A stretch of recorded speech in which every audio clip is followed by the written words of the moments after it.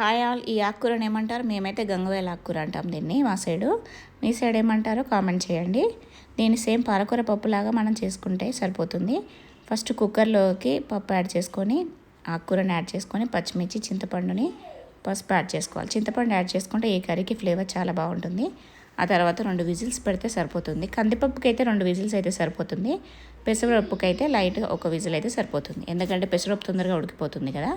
ఆ తర్వాత కారం ఉప్పు తగినంత వేసుకొని మీకు చిక్కగా అనిపిస్తే లైట్గా వాటర్ యాడ్ చేసుకోండి, అంతే సరిపోతుంది. దీనికి తాలింపు పెట్టుకోవడానికి ఒక గిన్నె పెట్టుకొని దాంట్లోకి ఆయిల్ యాడ్ చేసుకొని పచ్చిమిర్చి కావాలంటే పచ్చిమిర్చి యాడ్ చేసుకోవచ్చు, లేదంటే లేదు. దానిలోకి జీలకర్ర ఆవాలు, నేనైతే కారం సరిపోలేదు అనిపించింది, పచ్చిమిర్చి అయితే యాడ్ చేశాను.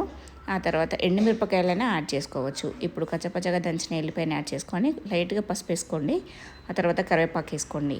ఇప్పుడు పప్పు ఉడకపెట్టిన దానిలోకి ట్రాన్స్ఫర్ చేసేసుకొని మీకు కారం ఉప్పు సరిపోలేదు అనిపించుకుంటే యాడ్ చేసుకోవచ్చు.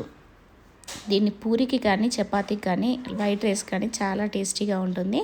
మన ఛానల్ని ఇలాగే సబ్స్క్రైబ్ చేస్తారని కోరుకుంటున్నాను. Thank you.